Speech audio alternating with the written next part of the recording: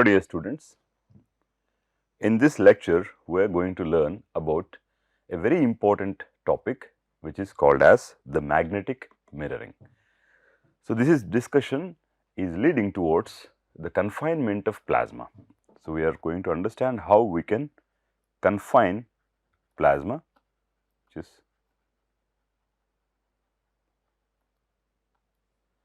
plasma confinement. So, we have to trap plasma in a particular arrangement or in a chamber or anything. Okay. So, this is facilitated by a process called as magnetic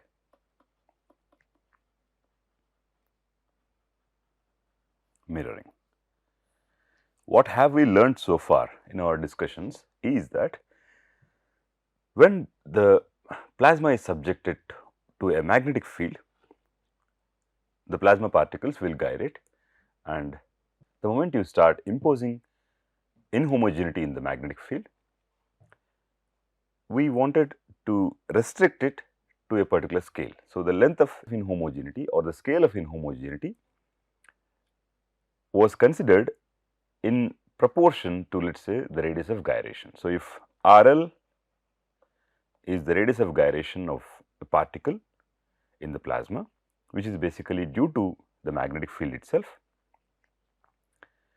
Now, we wanted this length of inhomogeneity to be greater than this RL. So, we do not want things to change within one gyro radius, right. And we have started with a gradient magnetic field in which the magnetic field strength is changing with respect to space, and then we imposed what is called as a curvature magnetic field. So, any magnetic field, any realistic magnetic field will always have a gradient and will always, its field of lines will always be curved. What does it mean? So, they have to converge at a point. So, as to make del dot B is equals to 0, all these things have to be true, right. So, in today's class, we are going to extend the gradient and curvature drifts, and we are going to learn how a particular type of magnetic field or a particular configuration of magnetic field can help us trapping the plasma between 2 points. So, the plasma cannot pass these 2 points, it has to be confined between these 2 points. So, that is the basic discussion of today's class. So, if we are familiar with all the earlier classes, if we have to write an equation of motion, we have to write md square x by dt square is equals to sum of forces. So, in this case, if the particle is experiencing only a magnetic field, an isolated magnetic field, it has to be q times v cross p, right. So, in our earlier discussions, we have taken v to be vx, vy, vz, and if I have taken the magnetic field B to be having a component only Bz. So, the force F is V cross B, which is, let us say, if I take I, J, K as the unit vectors, Vx, Vy, Vz, 0, 0, Bz. So, I can write this as, let us say, the components Fx as Vx, Bz minus 0 or Vz, Vz into 0. So, this force will be along I cap and Fy, or it is just Fy, a component of the force. So, it is just a scalar component. Okay. So, if I have indicated the direction, then it makes sense, right. Fy is minus Vx Bz along j cap, and Fz is simply 0. So, this gives us what will be the force that will act upon a particle which is passing through a magnetic field which is aligned only along the z cap direction. Now, the message that I have to convey here is that In this configuration, the magnetic field is not experiencing any force along the z-axis or the direction of the magnetic field itself. So, if the magnetic field is in this direction, let us say we assume this to be the z direction, this is z cap for example, and there is no gradient in the magnetic field, right. So, this is the magnetic field which is along z cap. Now, as the particle is going, is having a velocity which is along Vx, Vy, Vz. Despite of that, because of this V cross B term, one very important conclusion that we draw here is that there is no force along the z axis. Okay. That is m d square x by dt square is simply along z axis will be simply 0. Right. Now, the reason that I have brought here is that we will derive something which is drastically different, which is going to be drastically different from this Fz is equals to 0, and depending on that we will try to understand what is magnetic mirroring and how magnetic mirroring can help to trap plasma between 2 points. So, what are these 2 points and how plasma is going to be trapped between only these 2 points is going to be the topic of discussion for today's class. Okay. Now, let us try to understand some basic details about the magnetic nature of plasma. Okay. So, let us say so far we have derived what is, so the topic is again magnetic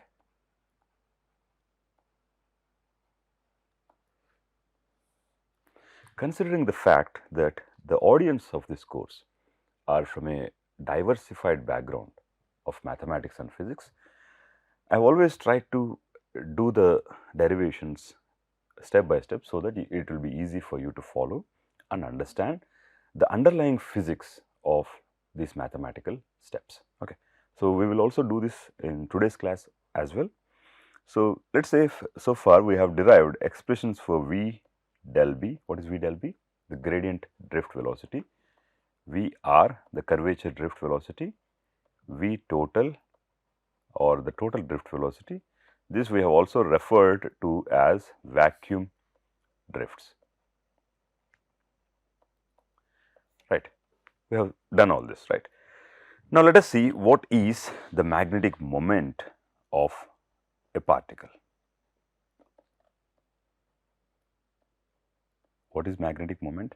Magnetic moment is usually denoted by mu, which is nothing but current times area, right. So, we have known RL, which is the radius of gyration, is mv perpendicular by qb, the omega c, the gyration frequency, as qb by m, right.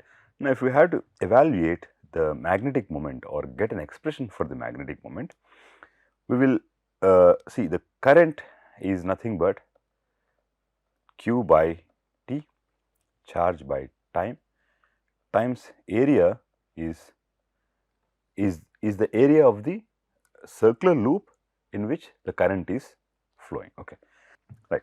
So, current we have to have a measure of the time period, right, or the time. Okay, time is nothing but, let us say we can get the time by 2 pi by omega c, which is nothing but, using omega c from here we can write 2 pi m by qb, right. What is this? This is the time. So, in order to evaluate what is the magnetic moment, we have T is equals to 2 pi by omega c, which is 2 pi m by qb, and A is pi RL square, circular loop if the particle is gyrating. Now, the idea is, what is the idea? So, the particle is gyrating along the magnetic field line. It is a charged particle after all.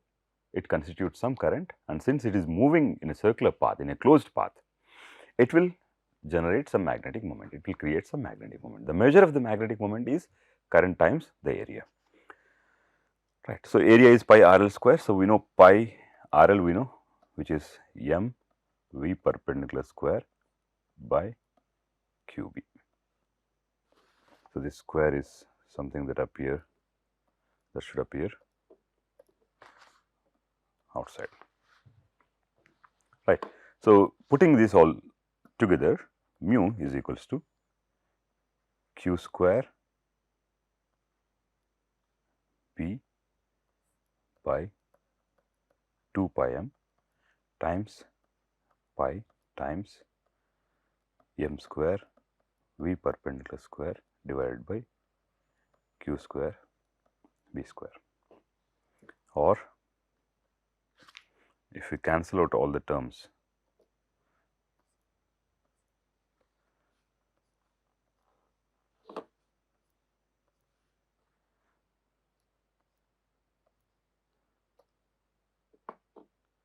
what will be left with is mu is equals to m v perpendicular square by 2b, right. Or we can also write it as kinetic energy by the magnetic field, right. So, the magnetic moment of a particle is equals to m v perpendicular square by 2b. Now, from the earlier discussion, we know that the magnetic moment is always conserved. When we were discussing the particle motion in a magnetic field itself, we realized that if you increase the magnetic field strength, the radius of gyration would go small. So, as a result, the net magnetic moment will always be conserved when the magnetic field is changed. So, this is a known concept where the magnetic moment is always conserved. Now, if you do not want the magnetic field to do any work or to change the energy of the particle, then this needs to be followed all the time. So, magnetic moment has to be conserved.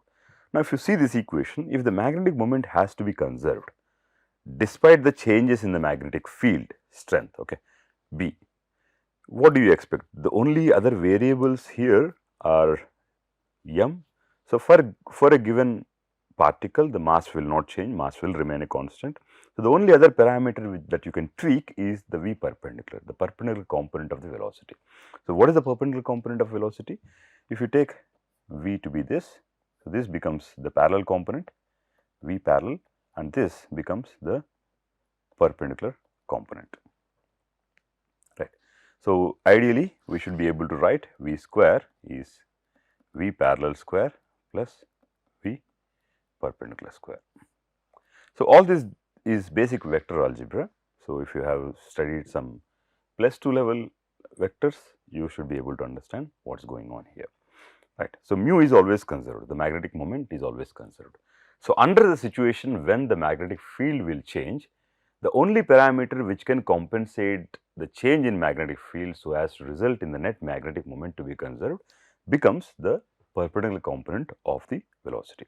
Now, but we know that the velocity is not just perpendicular component, rather it is a sum of the vector sum of the perpendicular plus parallel component. So, vector, if you say that when the perpendicular component of velocity is changing, so as to keep the total velocity constant. Why the total velocity should be constant? The energy should be conserved at all times. The parallel components takes the effect or undergoes an opposite change so as to conserve the total velocity. So, something is very clear here. A gyrating particle in a magnetic field generates a magnetic moment. This magnetic moment seems to be dependent on the strength of the magnetic field and on the perpendicular component of the velocity. So, if the magnetic field is increased, the perpendicular component of velocity should decrease so as to keep mu constant, right. And this is the entire reason why magnetic mirroring is actually a reality, or how the magnetic mirror actually works is basically due to this magnetic moment being conserved, right. So, this conservation or this invariance of the magnetic moment is generally called as the first adiabatic invariant. What does it mean? This implies that the magnetic moment mu is always a constant. Okay, so the magnetic moment is conserved only when the magnetic field is not changing within one gyro orbit. This is also very important. So you cannot make a more general case. So you have to confine the magnetic fields in homogeneity beyond one gyro orbit. So things are not changing as long within the small distance over which one gyration is happening. So things are changing. The magnetic field is of course changing, but it is changing over the scales which are larger than the gyro orbit, right? So if you denote the length of inhomogeneity as capital L, so this has to be much larger than RL.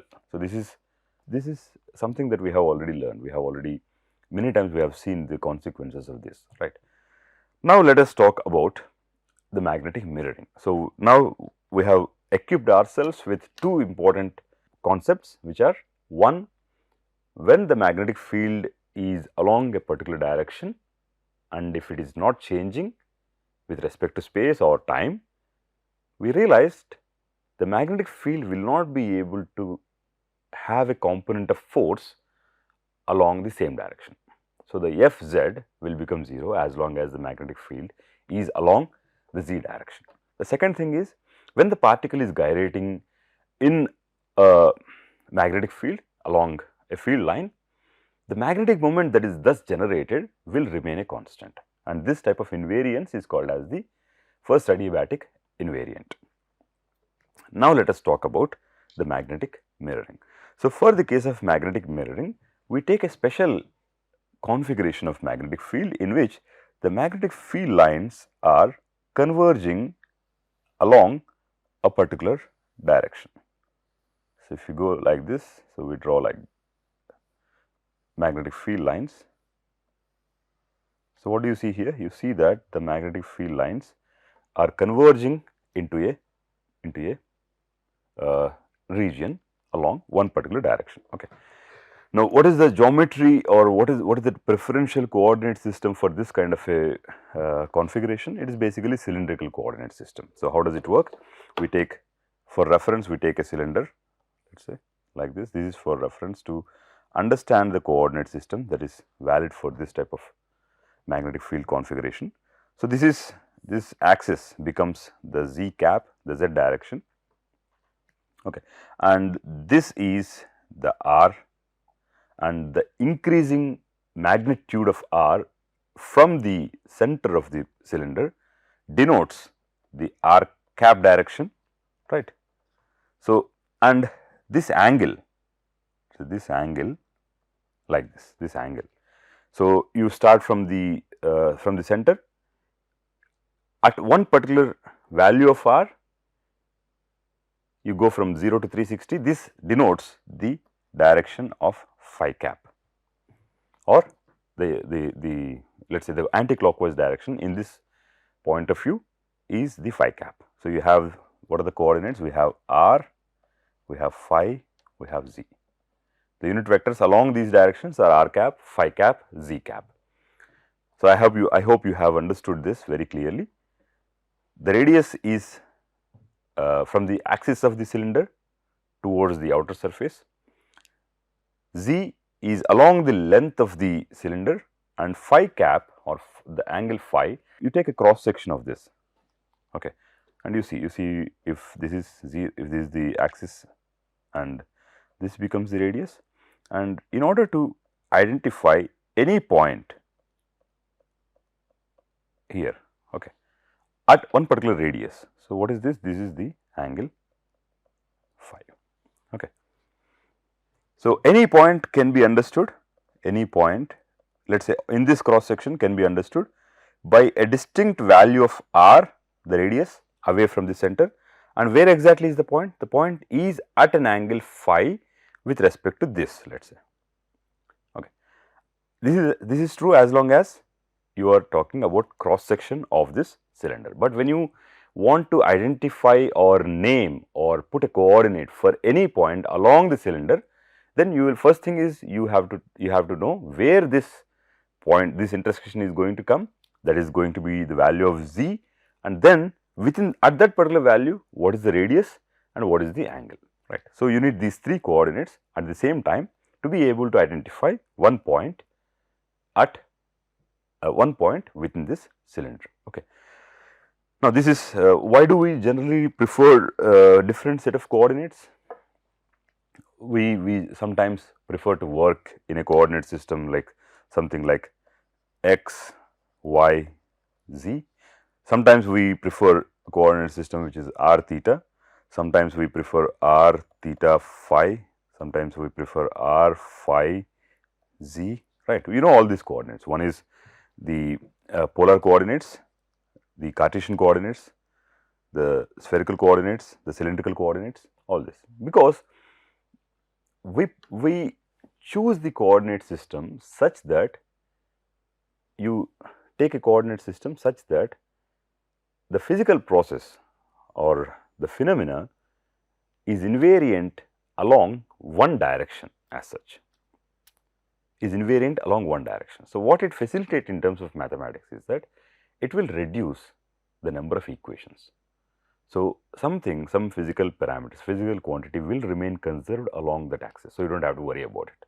You can think of the other directions along which the physical quantity is varying. So, this reduction in number of variables or the number of equations is basically facilitated by the choice of coordinate system and the geometry, of course. So, the first answer that should come is the depending on the geometry of the system that you are trying to understand, you take a coordinate system which also has that sort of geometry. So, this is the configuration itself is, see, ideally these magnetic field lines are not starting from here, they are starting from somewhere and they are converging into a particular small area. So, the geometry itself is so clear here that you have to take cylindrical coordinate system, right. Now, this is the basic the magnetic field configuration. Now, the magnetic field is going in this direction, right. So, let us say we have the magnetic field along z cap itself. What do we mean? The magnetic field is directed or the direction of the magnetic field is along z direction. Okay. So, we write, what do we write? We write the magnetic field B is Bz, which is along obviously 0. What does it mean? That means that Br is 0 and B phi is 0. Br is 0, what does it mean? You see here, at any distance r, the magnetic field is constant. And as long as you do not start the bending of magnetic field lines, there is no component of r. So, Br is not existing, it's 0. But when you think, you take this distance r, you measure the magnetic field at this point as something, let us say B1, you go to the same distance at this point, the magnetic field B2 will be different, right. So, that is the basic essence of the geometry of the magnetic field that you have considered, right. Now, B phi is 0, right. Now, Br is, now most importantly we have to say Br, rather than saying Br is 0 itself, let us say Br is axis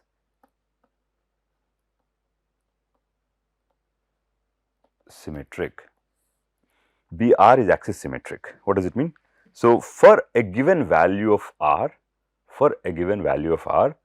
you take any value of phi, the magnetic field will be constant, like this. So, along the loci of these points, the magnetic field will be a constant. So, I think we have spent enough time to understand the configuration itself. Let us see the consequences of this configuration. So, as the magnetic field is axis symmetric, we can write that dB phi by d phi is, when you say axis symmetric, for a given value of r, for any value of phi, the magnetic field is constant. So, it has to be, let us say we have 3 variables at hand, right. So, let us say we write dou B phi by dou phi at a given value of r is equals to constant is, can you make a guess? What would it be? It would be 0 or it would be a constant. It would be 0. Why? Because the magnetic field at a given value of r for various values of phi is non-zero. but it is not changing. So, the derivative thus becomes 0, right. So, this is basically defining all the characteristics of the magnetic field itself. But what happens as you go along z axis, it slightly changes. As you go along z axis, for the same value of r, you will find different magnetic fields. That means dou B, the change in magnetic field at different values of z for the same value of r is non-zero. You see, you have a gradient, right. The magnetic field at a given distance r is assumed to be V1. If you take the same distance at a different point along the z axis or at a different value of z, the magnetic field will be different. That means, the magnetic field's change with respect to z at the same value of r is not a constant. So, there is a gradient. So, the gradient is of course visible straight away, it is there, right. Now, most importantly, something that you must be able to understand by now is that, so the gradient is in this direction. So, this is the direction of del B. The gradient is always points towards the increasing direction of a physical quantity, right. So, you have, let us say you have something like